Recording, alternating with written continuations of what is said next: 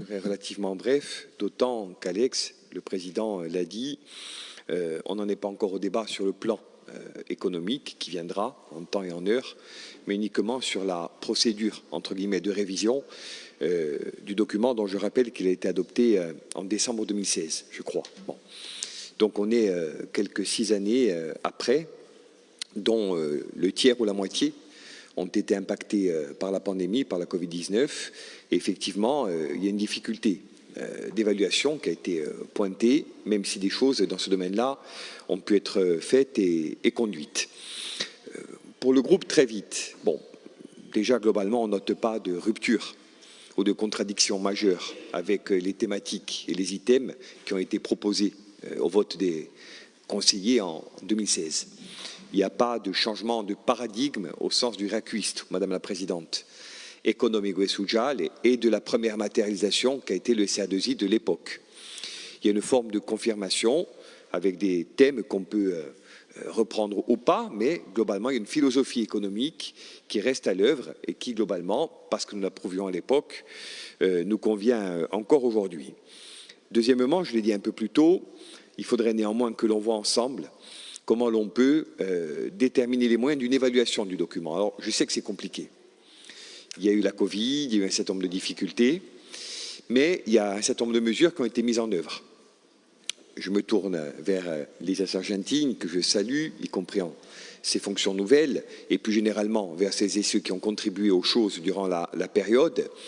Il y a des pans qui étaient jusque-là ignorés par l'action économique de la collectivité et qui ont été investis. Je pense par exemple à l'international, dans des proportions nouvelles, avec la création d'une unité d'un département dédié et un mouvement d'accompagnement qui est allé au-delà du simple soutien à l'export.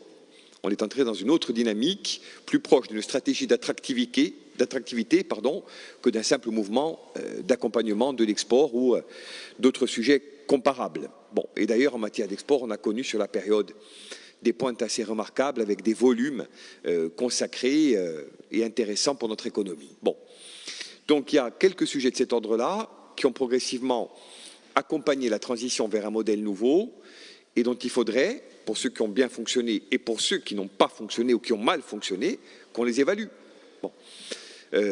Quand on parle, et vous avez raison, Président, d'opérationnaliser encore davantage, ce sur quoi on est parfaitement d'accord. Il faut qu'on dise aussi pourquoi ce qui n'a pas fonctionné correctement a buté, dirons-nous. Pour moi, à ce stade, il y a 3 gros sujets. Le premier sujet auquel il faudra qu'on réponde, au-delà de la simple procédure de révision, c'est sur l'architecture des compétences économiques. Je vais commencer par l'État et le fait symbolique et juridique qui conduit le CA2I à être validé non pas par une simple délibération de l'Assemblée, mais par un arrêté préfectoral, en dit long sur ce rapport contrasté qu'entretiennent les États aux régions, chez nous à la collectivité de Corse. D'un côté, on confère une compétence économique, un pouvoir économique, entre guillemets, qui ne s'accompagne pas d'un pouvoir fiscal, et de l'autre, on retient des choses et on en est même à approuver soi-même un document approuvé, mis en œuvre, par des élus de manière libre, technique et en vertu des mandats politiques qu'ils détiennent et sur lesquels les gens les ont élus. Donc il y a une contradiction qui ne vous est pas imputable, qui est dans l'ordre législatif des choses et qui vient dire plus généralement une conception de l'État, y compris sur le plan économique, en matière de gestion des compétences et des prérogatives. Donc il y a là, pour la suite, une alerte. Comment l'État compte-t-il accompagner par-delà le PTIC, les sujets de remise à niveau, de rattrapage infrastructurel, de financement des infrastructures, la stratégie économique librement déterminée par les élus de la Corse? Ça peut sembler philosophique, mais c'est très concret. Parce que demain matin, quand on va entrer dans l'opérationnalité des choses, on va avoir très vite ce qu'il en est de la volonté des services qui, je le rappelle, sont quand même très présents, et pourquoi pas dans l'absolu, mais encore faut-il qu'il le soit en conformité ou en complémentarité avec notre projet politique et pas sur une vision différente, voire même radicalement différente. Deuxièmement, la question des territoires. Le SR2I, il est prescriptif. Dès lors que l'ensemble des EPCI auront signé les conventions dédiées, nous serons tenus de financer ou pas un certain nombre d'écosystèmes, de filières, d'entreprises en vertu des prescriptions du document.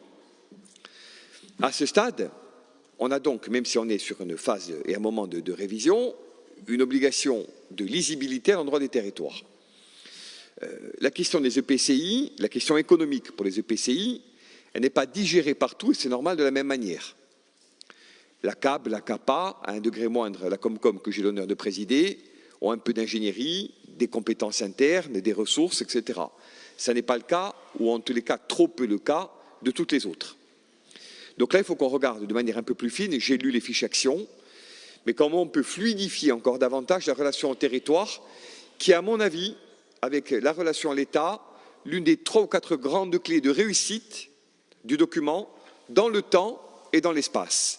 Et comment on peut passer d'un CR2I révisé à un modèle économique qui fonctionne, bien, parce qu'entre-temps, dans l'intervalle, tout ce qui pouvait opérationnaliser et garantir la bonne mise en œuvre a agi de manière complémentaire, voire rêvant un peu coordonnée, y compris ce qui ne dépend pas de cette collectivité. Donc là, il y a un second sujet sur la relation aux EPCI.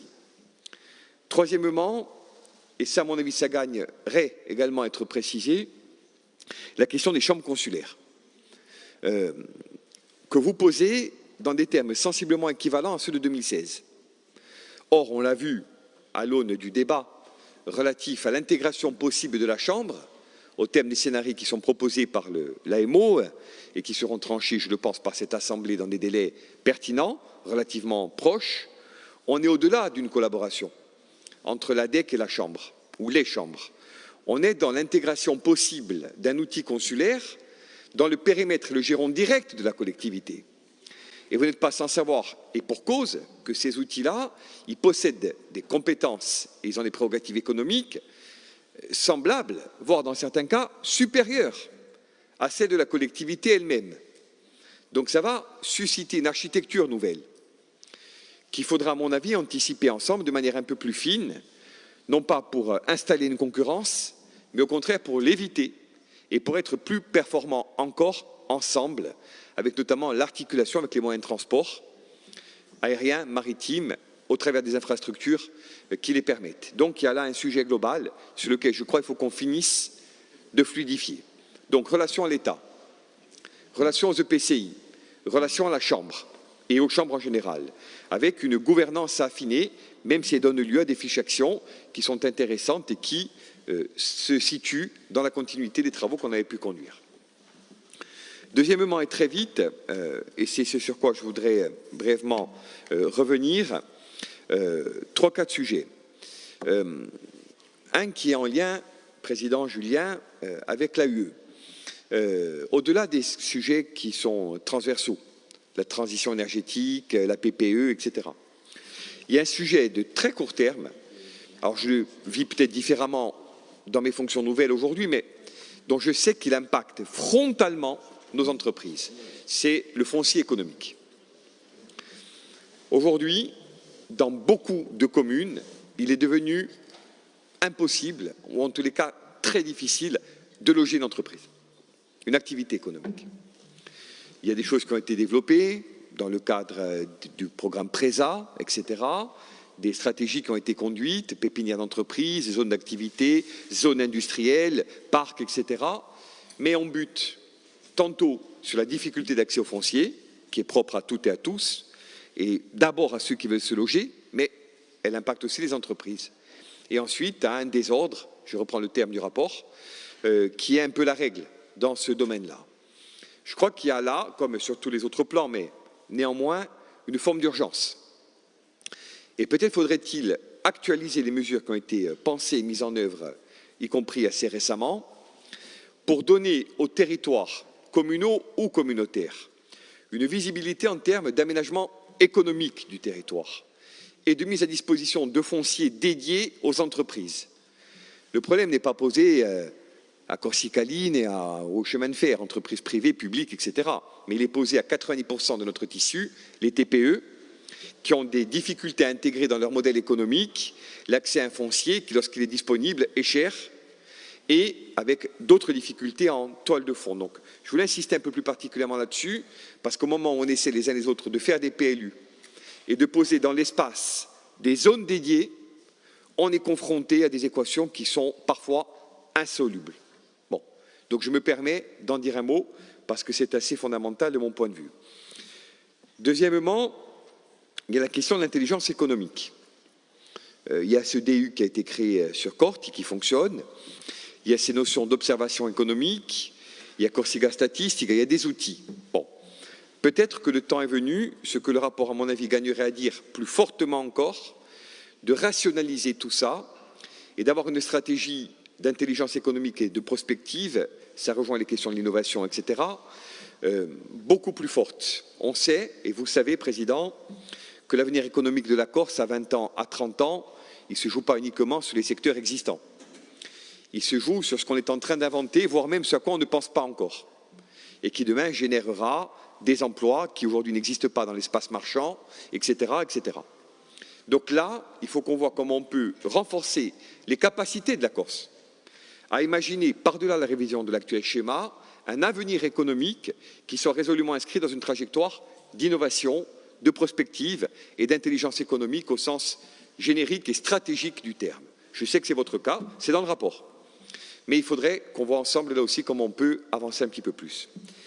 Dernier point qui fait écho au rapport précédent, sur lequel on s'est prononcé à travers la voix de Josepha, favorablement, la question sociale. Vous situez quand même un des tout premiers défis de société, la question de la relance sociale. Et notre groupe en est d'accord. Peut-être faudrait-il là aussi, à la lumière des réponses qui seront apportées lors de l'examen de la proposition législative, apporter des réponses qui soient plus inclusives encore dans tous les sens du terme et notamment dans le domaine de la lutte contre la pauvreté et la précarité. Ça rejoint des problématiques essentielles à un degré différent. Je prends le cas par exemple du salariat. Aujourd'hui, on le sait, on a un très gros sujet de formation, on a un très gros sujet de complémentarité, on a un très gros sujet d'hébergement. Porto Vecchio, par exemple, je parlerai de ce que je connais le mieux, c'est 5000 saisonniers. Il y en a malheureusement quelques dizaines, quelques centaines qui sont issus du territoire. Les autres viennent, comme on le dit trivialement, faire la saison et repartent ou pas. Il n'y a pas un logement public pour les héberger. Il n'y a pas une infrastructure publique, fût-elle communale ou communautaire, pour offrir des conditions d'accueil décentes. Et c'est ainsi qu'on génère un modèle qui dégrade l'acceptabilité sociale du tourisme, qui est pourtant le moteur de l'économie, en même temps qu'il développe de nous une image qui ne correspond pas à nos valeurs et à l'idée que nous avons du développement économique en général. Donc on pourrait cultiver la problématique à l'infini. Et ce n'est d'ailleurs pas aux saisonniers en priorité que je pensais, même si c'est une composante importante. C'est aux nôtres qui, on le sait, on le voit, socialement, et j'en ai fini, sont dans des situations extrêmement préoccupantes. Alors, terminer à ce stade, Président, en insistant sur ces deux volets, il y en aurait beaucoup d'autres.